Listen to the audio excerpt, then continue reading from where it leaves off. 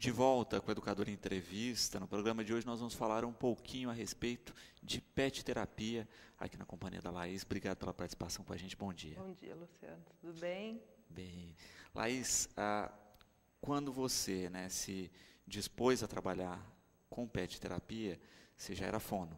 Isso. Né? Como é que surgiu o interesse com o trabalho com os animais? É o seguinte, eu formei em fonoaudiologia há 13 anos, né? E há 9 anos eu trabalho com animais, com ecoterapia. Só que o fato é bem interessante, porque eu sou filha de médico veterinário e eu queria seguir a profissão da veterinária. Só que o que eu gostava era dos animais sadios, né? Eu não gostava de ver o animal doente. Então, depois que eu me formei e tive a oportunidade de trabalhar com ecoterapia, aí que eu percebi que eu estava no caminho certo, porque eu juntei trabalhar com crianças e com animais sadios ao mesmo tempo. E esse ano nasceu o projeto com os pets, com os pequenos animais. Eu fiz o curso em São Paulo, né, pelo GAT, com a Liana Santos, e nasceu esse projeto de trabalhar com os animais pequenos. Perfeito. A gente tem aí 3 dos seus bichinhos, né? Um coelho, um porquinho da Índia e a calopsita aí. Como é que é o nome? Isso, hoje eu trouxe a calopsita, que é o Max, o coelhinho Leleco e o porquinho da Índia. Além desses animais, a gente pode trabalhar com outros também. Eu tenho um cachorro também, que eu trabalho com as crianças, mas a terapia assistida por animais pode ser trabalhada com inúmeros tipos de animais. Os peixes, os jabutis, né? E outros tipos de pássaros, outros tipos de roedores também, né? E, de fato, a gente acaba vendo isso, né? O quanto o contato com o animal é transformador. Ele é muito transformador, é impressionante, assim, né? Dentro da terapia fonoaudiológica, eles auxiliam da maneira de que ele descaracteriza totalmente a terapia fonoaudiológica, sem mesmo a criança perceber, né? Então, ela está num ambiente descontraído, com animais, né? E dentro disso a gente trabalha os objetivos específicos para cada criança. Quando se fala, né? Você falou muito em ecoterapia no começo, né? A ecoterapia surge, né, dentro de um contexto que é muito interessante, que é do movimento do cavalo, né? Que tem um movimento tridimensional, né? Só que eu acho que durante a terapia que perceberam isso, né? O quanto o contato com o animal também era terapêutico, além da parte de movimento. Além do movimento tridimensional que o cavalo faz, né, que é muito parecido com o andar humano, a gente utiliza o espaço e o cavalo para realizar algumas atividades específicas também, não só o andar. Então, cada criança a gente desenvolve o objetivo específico, né, e a gente pode estar utilizando o cavalo como ele é uma um ferramenta, apoio, né? Ele é uma ferramenta de confiança também, Isso, né? nossa, a criança está em cima do cavalo, para eles é maravilhoso, né? Mas como é que é essa questão, né, de fono com os animais inclusos aí, né? O Nick tem uma questão interessante para a fono, que é o assovio. Nossa, ele estimula bastante as crianças, né, a desenvolver a fala, né? Mas dentro da terapia fonoaudiológica, os objetivos maiores visam o quê? O comandos para cognição, né? Comunicação e linguagem, desenvolvimento motor e interação social, né? E nas terapias a gente percebe com as crianças a maior interação comunicativa e a diminuição da ansiedade das crianças, né? Então, com isso, os ganhos são muito grandes. E uma coisa interessante com os animais, quando a gente pensa na fono, é que muitas vezes a criança não tem uma dificuldade real de fala, né? Às vezes é uma questão de dificuldade de interação mesmo, e que o bichinho quebra essa barreira, né? Não, o animal, ele facilita muito o vínculo com as pessoas, né? Às vezes aquelas crianças que não têm contato visual, acaba fazendo contato com o animal, e a partir daí com a terapeuta e levando isso para o dia a dia deles. facilitando a interação deles na escola, no convívio social mesmo. E até a questão específica do carinho mesmo, né? A gente vê aqui o Nick, ele fica bravo quando você para de fazer carinho, ele gosta de carinho, né? Carinho, então a meninada deve ficar maluca com ele, assim. Nessa experimentação, né? Aquilo que você falava, você foi incluindo aos pouquinhos outros animais. Isso. Né? E também tem que ter um perfil correto do animal, né? Tem que ser um animal mais dócil, não é qualquer animal. Não, a gente seleciona os animais mais dóceis, né? E para que eles tenham uma vida saudável e consigam conviver com outras pessoas e outros animais em outros ambientes, a gente precisa dar uma vida muito saudável para eles, né? Acompanhamento veterinário, e diariamente passeios, carinhos, alimentação saudável, né? Tudo dentro desse contexto aí. Vamos falar um pouquinho de trabalho mesmo e de resultados, né? Como é que tem sido a fono sem os animais e a fono com os animais, né? O que você tem Então, o que eu te observado? falei, assim, com os animais, as crianças sentem mais vontade de estar presente na terapia, né? Elas já vão esperando encontrar um determinado animal, às vezes todos eles juntos ou não, né? Então, esse é o grande diferencial. Então, a criança, ela atinge os objetivos com muito mais facilidades quando o animal está inserido na terapia.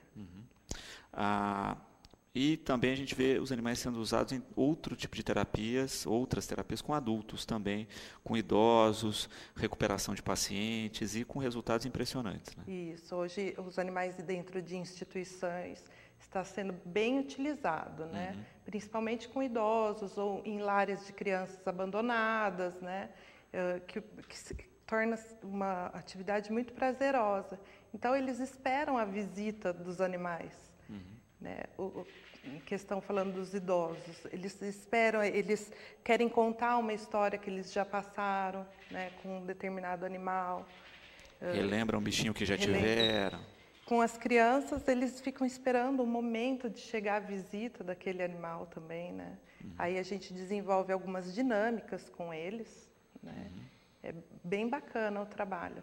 Em hospitais também, né? Hoje em dia, a abertura para esse tipo de terapia alternativa dentro de hospitais também tem sido bem procurada, e é bem interessante que tem pesquisas que mostram que diminuíram o uso de analgésicos dentro dos hospitais.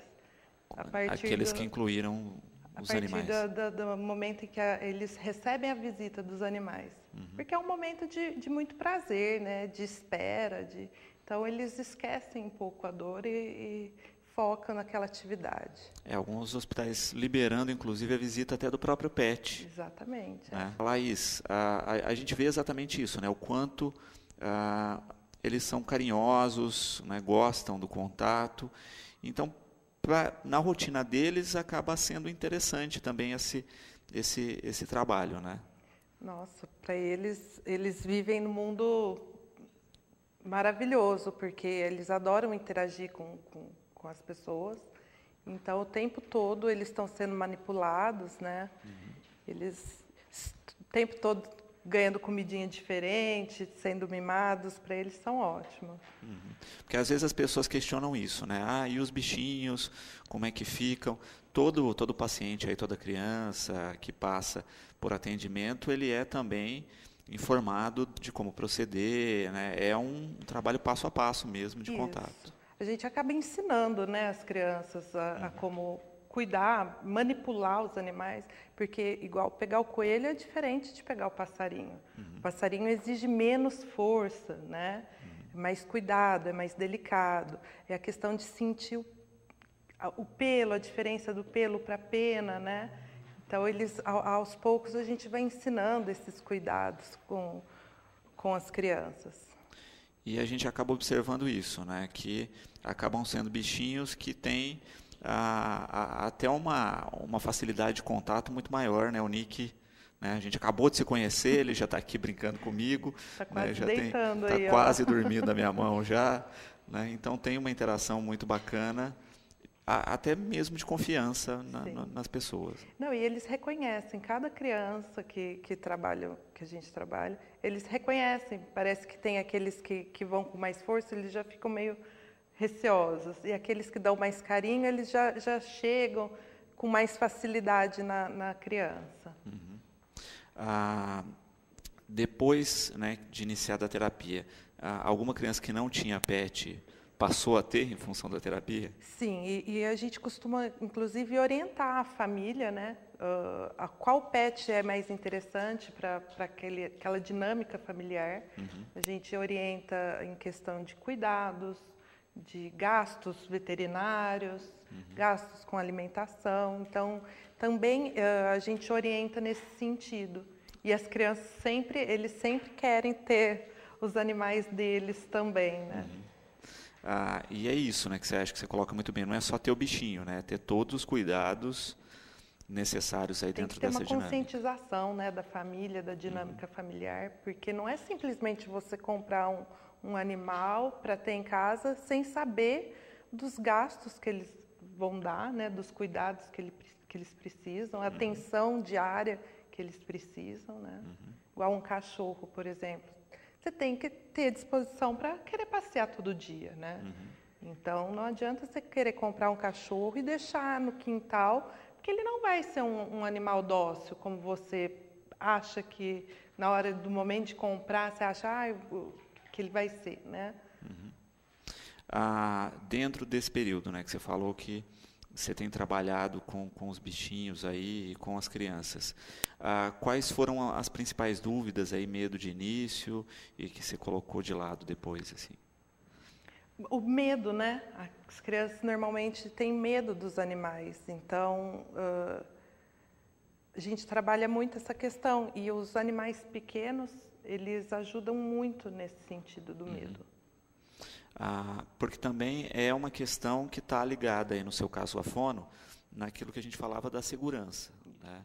Então, quando a gente falava da ecoterapia, né, a partir do momento que uma criança está em cima de um cavalo, ela começa a desenvolver confiança, mas às vezes isso, né, o toque no bichinho também estimula essa confiança. Estimula bastante. E no fato da criança estar em cima do cavalo, ela estabelece essa confiança com você, né? Então, ela acaba levando isso para o dia a dia dela. Né? Aquele medo que ela desenvolve em certos ambientes, o cavalo ajuda ela a deixar de ter esse medo, né? Ela cria mesmo uma confiança, uma autoconfiança, uma autoestima muito grande.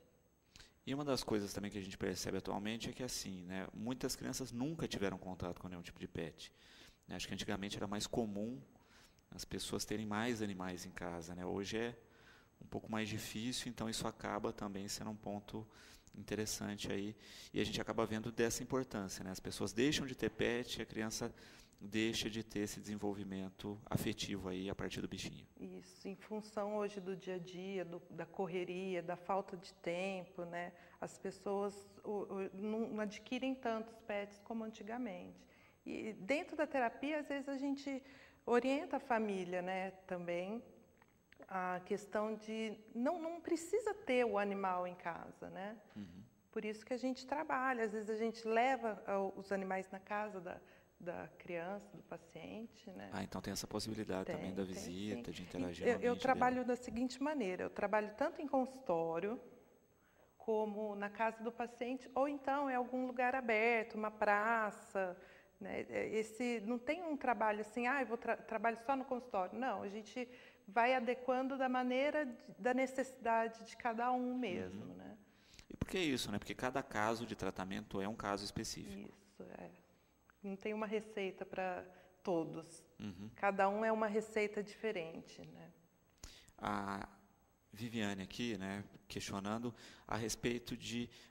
você trabalhava com crianças no tratamento convencional da fono e que tiveram resultados mais interessantes depois dos bichinhos?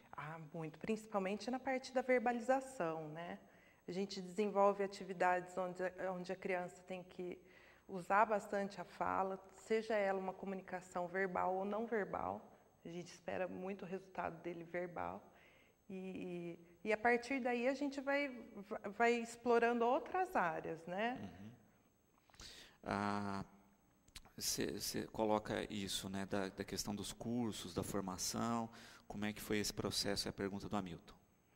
Eu fiz o curso de ecoterapia já em 2011, que foi feito pela ANDE, né, que é a Associação Nacional de Ecoterapia, e de pet terapia eu fiz esse ano. Eu fiz a formação lá em São Paulo, no GAT, com a Liana Santos. E é interessante isso, né, porque tem uma troca de experiências nessa formação muito interessante. É muito interessante. Lá a gente aprende outras maneiras, né, de se trabalhar, além da parte fonoaudiológica, que eu estava comentando aqui, que tem a parte pedagógica também, a parte fisioterápica, psicológica. Então, a gente acaba aprendendo várias áreas dentro do processo. É porque, de fato, acaba sendo interdisciplinar, né? Pode-se montar uma equipe interdisciplinar, então, terapeutas ocupacionais, psicólogos, fisioterapeutas, todos podem se aprimorar e utilizar da técnica. Isso, e ela abrange todas essas especialidades.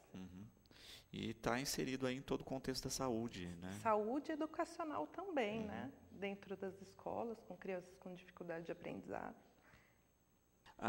Em que casos, Laís, né, é indicado a participação aí dos animais nos tratamentos? Bom, a gente trabalha com todos os tipos de patologias, né?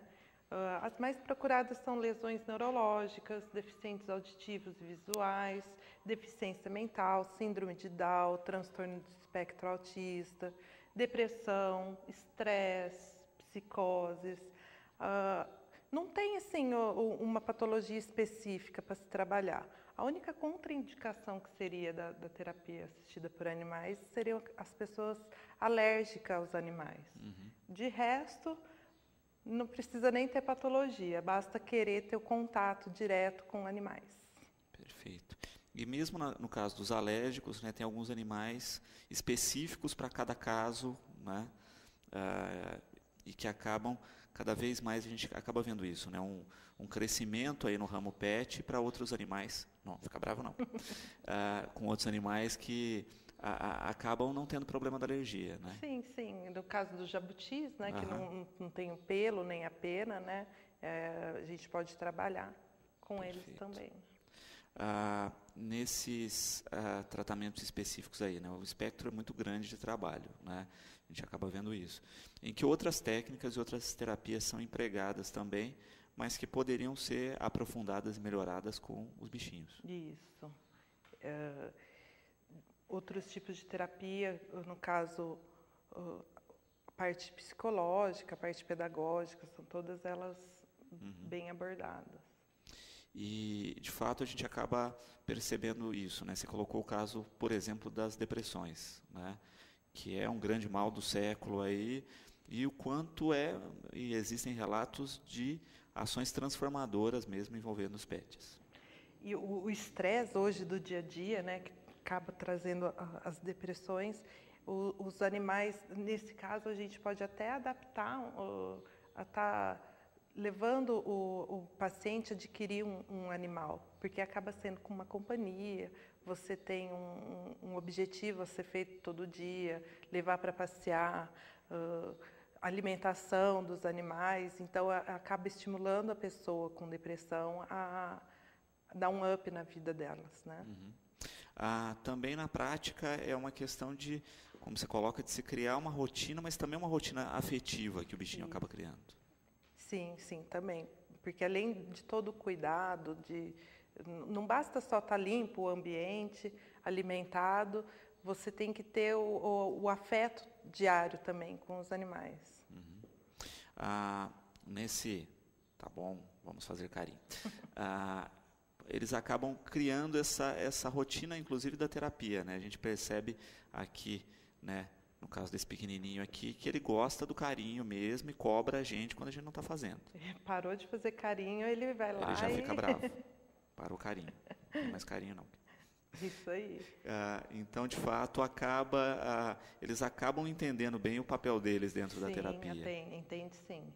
Né? Olha lá, ó. Parou o carinho e ficou bravo. E nessa rotina a gente falava dos outros animais, né? Como é que fica a questão de período de trabalho mesmo? Tem uma ação disso, de rotina, o quanto pode, o quanto do período da vida do bichinho ele vai interagir? Isso, a gente tenta, assim, intercalar o uso dos animais, né? Porque se a gente trabalhar muito também, pode gerar um estresse neles. Porque, querendo ou não, tem uma criança que aperta um pouquinho mais, então a gente faz um revezamento, né? E quanto ao período da vida deles, enquanto eles conseguirem interagir, tiverem saudáveis, saúde para poder desenvolver o trabalho, a gente utiliza, sim. Perfeito. E aquilo que a gente dizia, né? É qualquer tipo de animais, né? De aves, a roedores, a répteis. Isso. Os mais comuns que a gente escuta mesmo falar são os cães e os cavalos, né? Mas os peixes, de repente um aquário muito bem montado, dá para trabalhar fazer várias atividades. Né? Os roedores mais comuns são os coelhos e o porquinho da Índia. Os pássaros mais comuns a se trabalhar são os pássaros de bico curvo, que eles interagem mais, né? Existe a possibilidade de a gente ensinar vários tipos de canto. Tem algumas aves que chegam até a falar pequenas palavras, né? Então, já auxiliam. E na questão da fono, a ave é muito interessante. Isso. A gente trabalha com elas sempre em frente a um espelho. A criança realiza os exercícios de musculatura facial. Então, os pássaros, normalmente, eles imitam a gente a fazer, né? Então, a criança executa um barulho, o pássaro vai lá e imita. Então, é muito estimulante para a criança a fazer os exercícios. Perfeito.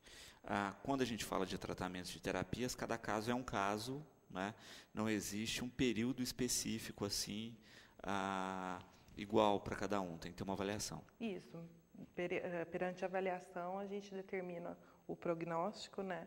E assim vai, né? Às vezes a criança já está até em alta, mas ela sente tanto prazer em estar com o animal que a gente prolonga esse atendimento.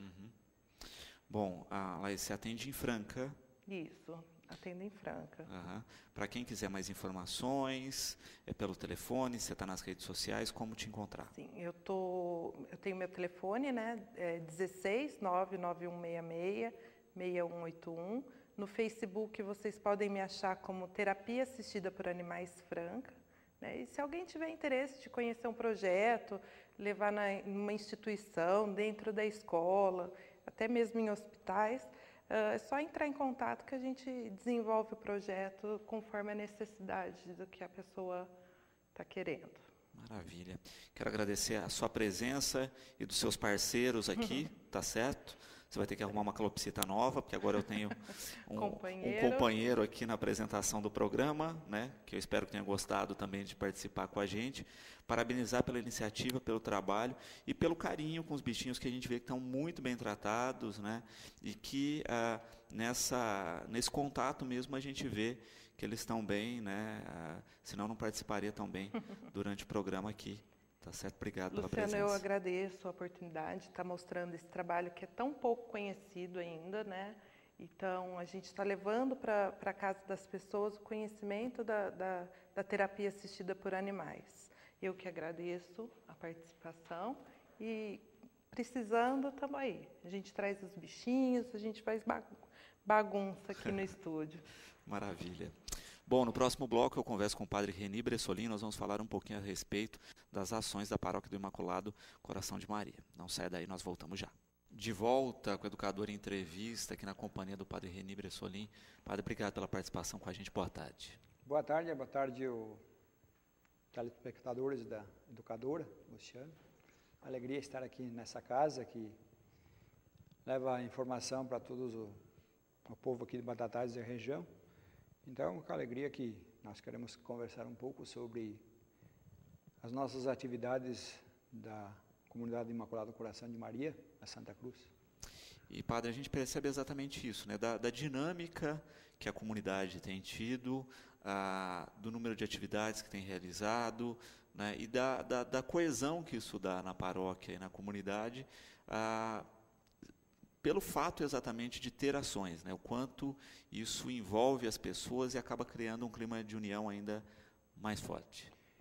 Sem dúvida nenhuma, eu acho que essas atividades que a gente realiza não visam somente o lucro, o dinheiro, mas sobretudo a participação, o encontro. E a última, eu gostaria até de agradecer, a última que nós fizemos lá na Festa do Motorista, a segunda, nós fizemos em prol da Comunidade Divina Misericórdia. Foi muito boa a festa e, sobretudo, deu um bom lucro para a Comunidade Divina Misericórdia do capitão Diácono Ferreira. Então, nós queremos fazer no próximo domingo também uma outra festa, uma festa mais social, mais de almoço, de família. Nós terminamos a semana passada a Semana da Família, e nós meditávamos como é importante a família, o lar, os filhos, o diálogo e, sobretudo, a presença de Deus nessa família. E nós realizamos, então, começando, que foi no dia domingo, Dia dos Pais, e terminamos no domingo passado, exatamente nesse mês vocacional que nós celebramos, que a vocação do pai é muito importante. Sem dúvida. E de fato a gente percebe isso, né? Na festa do motorista as pessoas já destacavam, né, que está cada vez mais virando uma tradição, não é, padre? E o envolvimento já, né? Automaticamente as pessoas já questionam quando é a próxima, como vai funcionar, tem essa atração aí.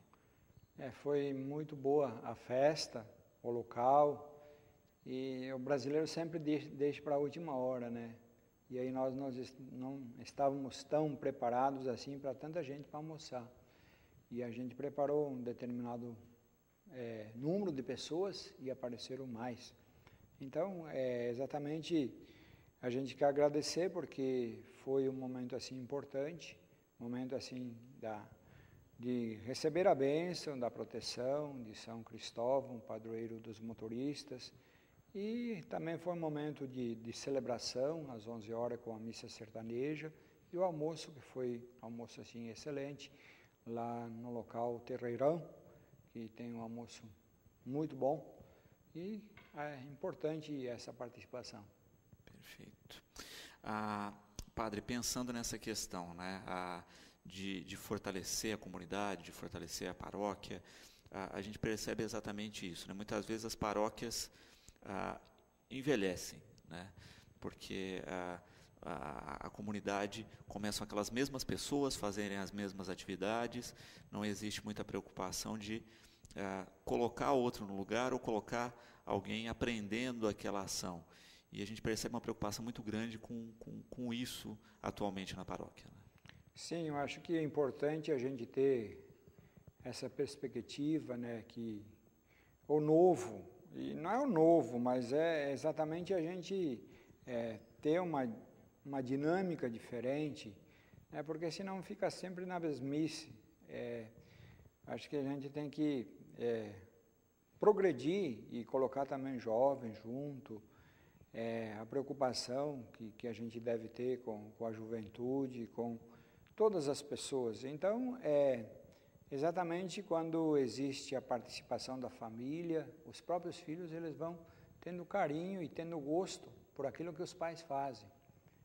Quantos da paróquia do Imaculado Coração de Maria, quando eram pequenos, eles eram crianças que iam com os pais, que dormiam lá nas quermesses e tal, e hoje eles que estão tocando exatamente as festas da comunidade.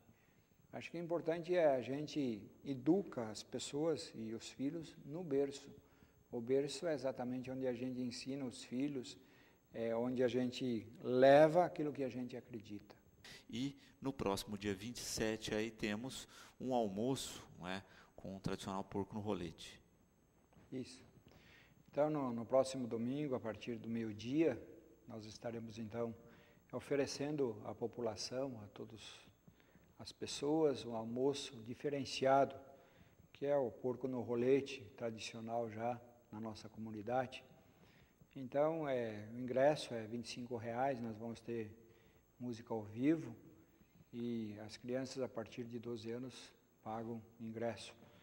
E é um momento assim de fraternidade, um momento que nós queremos fazer, um momento de encontro entre as famílias.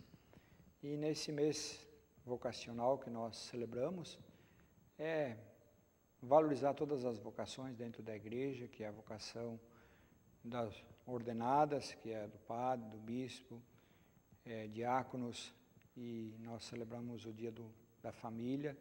No segundo domingo, no terceiro domingo, nós celebramos o dia do religioso, e no quarto domingo nós vamos celebrar o dia da catequista. Catequista que é importante, aquela que ensina quando as crianças não têm aquela formação que deveriam aprender em casa.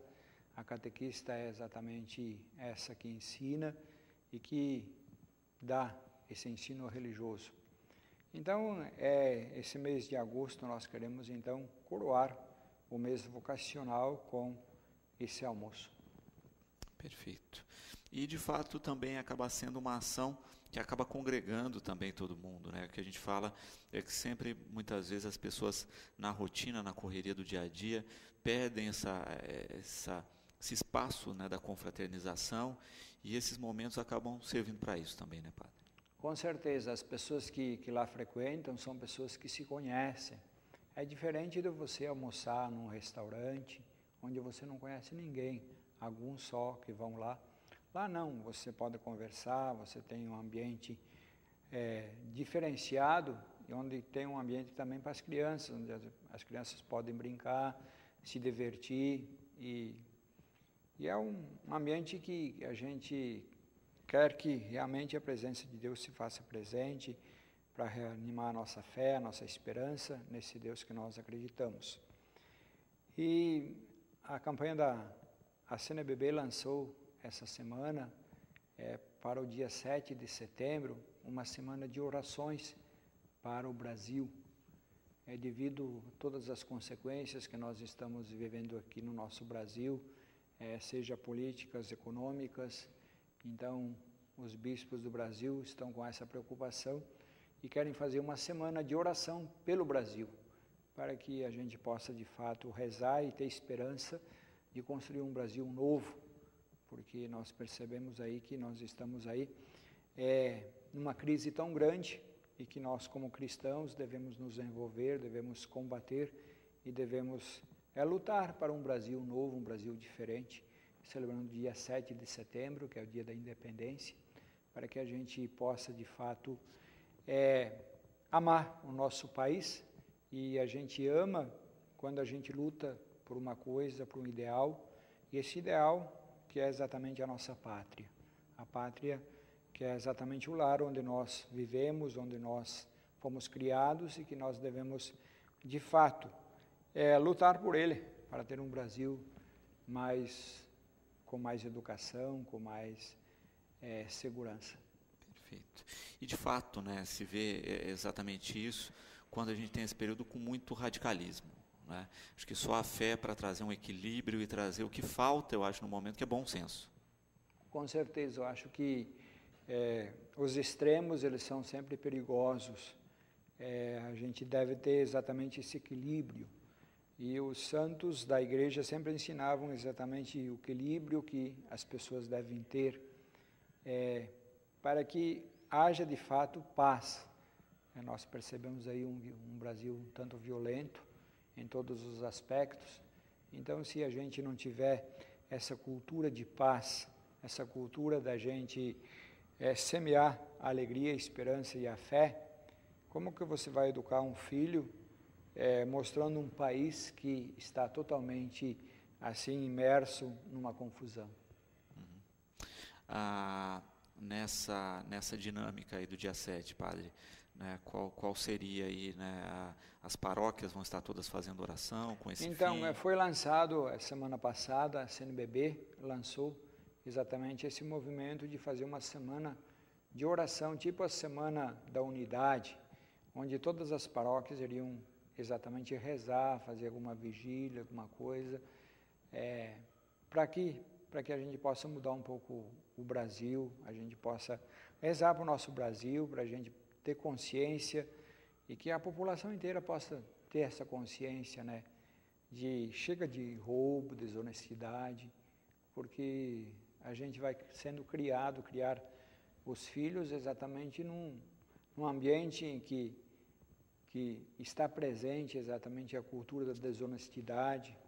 Então, o que a igreja quer? A igreja quer fomentar para que haja honestidade, que haja exatamente verdade, e que a gente possa viver isso no dia a dia, na casa, na família, na igreja, na comunidade, porque são as pequenas coisas que a gente vai criando os cidadãos que são capazes de ter honestidade.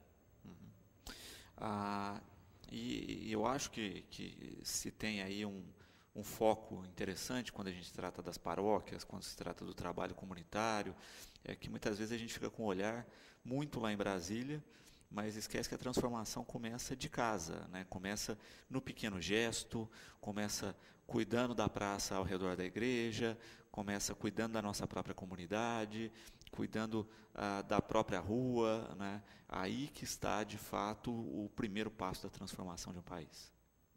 Sem dúvida nenhuma, quando você cuida da sua cidade, você zela por ela, você não fala mal dela, porque tantas pessoas falam mal, cidade, não sei o quê, mas se a gente cada um fizer a sua parte, a gente vai ter assim, uma cidade diferente, diferenciada, onde a gente pode acolher as pessoas que chegam até nós, a gente falar bem da nossa própria cidade, para que a gente possa, de fato, construir um Brasil nas pequenas coisas, de fato, quando a gente zela no lixo que nós jogamos no chão, são pequenos gestos que fazem com que a gente possa ter esse espírito de cidadania. O Eduardo parabenizando pelas ações, padre, e por conseguir aí unir todas as pessoas, os talentos da paróquia em prol de causas tão fundamentais. Isso é importante, eu acho que cada um tem um dom, tem uma capacidade, e a gente unir essas pessoas para que a gente possa, de fato, vários grupos, várias pastorais, mas o importante é que cada pastoral, cada grupo desempenhe a própria cultura e, ao mesmo tempo, a própria dimensão da pastoral. Por exemplo, nós começamos também a campanha das fraldas geriátricas para a nossa comunidade dos velhinhos que lá se encontram, que é a pastoral da pessoa idosa. Então, nós começamos desde o mês passado, nós vamos até o dia 27 do mês, exatamente pequenos gestos que as pessoas levam, as fraldas, e a gente entrega para as pessoas que mais necessitam, sobretudo os velhinhos que moram lá do nosso bairro Castelo, da comunidade, e tem dado um resultado muito importante. A gente quer agradecer, porque na medida que você faz um projeto, que as pessoas colaboram, é porque elas acreditam que realmente aquelas fraldas vão ser distribuídas para as pessoas que necessitam. E de novo, aquela questão, né, de enxergar a própria comunidade, né? A gente tem no Castelo aí a maior população idosa da cidade, ou seja, a população que mais necessita dessa questão das fraldas geriátricas. Sem dúvida, nós temos aí uma população que é de uma certa idade e que tem muitas pessoas também que passam por necessidades grandes, e a gente não pode fechar os olhos perante a sociedade, e sobretudo as pessoas que, inclusive, quantas pessoas que chegam, padre, tem uma velhinha lá, precisa de uma bênção, precisa de uma ajuda, seja ela de alimentos, seja ela de fraldas. Então, nós temos também o grupo os vicentinos, que fazem muito bem esse trabalho aqui na cidade, e que é importante a gente valorizá-los, porque é um trabalho assim de formiguinha, que vão na casa, avaliam e levam exatamente a alimentação que necessita. Também nessa questão, né, a gente vê a importância das pastorais, em especial nesse caso aí da pastoral do idoso. Sem dúvida nenhuma, a pastoral do idoso ela surgiu exatamente como a pastoral da criança. A Hilda Arnes, que fundou exatamente a pastoral da pessoa idosa. A pessoa idosa, exatamente, ela tem um cuidado especial, então, por causa da depressão, da solidão. E é importante, quantas pessoas que participam, nós temos todas as quartas-feiras lá que as meninas, como nós falamos, se encontram uma tarde, tomam chá, se ensina a fazer tricô, se borda, se faz alguma coisa. Acho que é importante elas se encontrarem, e elas gostam muito e fazem as pessoas de fato a se sentirem úteis ainda, porque a pior coisa na vida é você se achar um lixo atômico, né? Depois você não serve para mais nada. Você rendeu tanto, você lutou tanto, você ensinou tanto, e no final da vida você é um lixo atômico que não serve para nada. Então, na medida em que a gente valoriza as pessoas idosas, a gente está valorizando exatamente a própria criança, que deve valorizar e não desprezar a sabedoria e a experiência que essas pessoas idosas têm. Sem dúvida. E, de fato, a gente percebe o quanto a paróquia tem constituído isso, né, e ajudado nisso, porque todas as ações que se vê, o número de pessoas realmente participando, né, na melhor idade aí, impressiona. Sem dúvida, nós percebemos isso, que as nossas celebrações, nós temos pessoas de certa idade, mas que são pessoas também que têm dado uma contribuição muito grande para a própria comunidade, e a gente tem ajudado muito. Então a gente sempre conta com essa etapa que muitas vezes a sociedade descarta. Com relação à ação aqui, né, padre, o tradicional porco no rolete, a Júlia aqui perguntando, né, se existe alguma maneira de colaborar, é só com a contribuição mesmo do almoço, vocês precisam de voluntários, de ingredientes, como colaborar com a ação? Eu andei pedindo, né, as coisas, né, a gente pediu os porcos para a gente fazer, e tem algumas coisas que podem ser também uma colaboração. Pode colaborar na igreja, pode levar alguma coisa, a gente está aceitando essas contribuições. E nós temos uma equipe lá boa, que nós já montamos uma equipe, então a gente agradece, quer colaborar, pode colaborar, porque vai ser em prol da própria comunidade. Dentro das ações aí da rotina, né, padre, a gente percebe também a grande ação de vocês em parceria lá com o irmão Francisco, auxiliando no trabalho, né, tem sido também uma ponte muito grande de trabalho focado na comunidade. Sem dúvida, a gente tem uma parceria muito grande com o diácono Francisco, que é exatamente lá um público que necessita. E todas as nossas promoções, seja qualquer almoço, seja encontro de qualquer evento que nós temos na paróquia, sempre aquilo que não que é a sobra, mas aquilo que muitas vezes a gente faz um pouco mais e a gente leva lá para aquela comunidade. Então, é uma experiência de fato boa, porque a gente lembra dessas pessoas. E nós, como os claretianos também, a gente tem todos os sábados, às 16h, a gente tem uma celebração para aquela comunidade da Divina Misericórdia, onde existe a celebração da Eucaristia, e também o atendimento que os próprios seminaristas, eles fazem todas as quintas-feiras, eles passam lá o dia com aquele povo lá que não tem família, não tem eira nem beira, mas estão lá e que são seres humanos que merecem o nosso apoio, merecem exatamente o nosso carinho. Aquilo que o Evangelho nos coloca. Jesus, ele era muito claro a respeito dos pobres, ele sempre acolhia e sempre ajudava.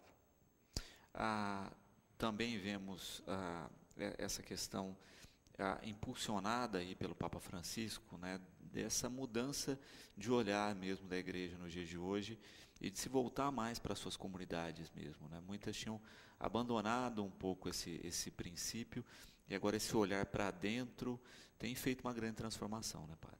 Sem dúvida, a proposta do Padre Papa Francisco, nas suas encíclicas, nos seus ensinamentos, é uma igreja de saída, uma igreja que vai em busca.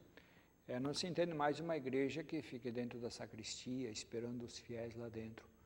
Não, é necessário, lógico, o serviço burocrático, o serviço da secretaria, às vezes as pessoas vão lá conversar com você, confissão, tudo isso é importante. Mas o importante é sair, exatamente uma igreja de saída que busca, que visita, que faz exatamente o atendimento próximo, está próximo das pessoas. Aquilo que Jesus realizava.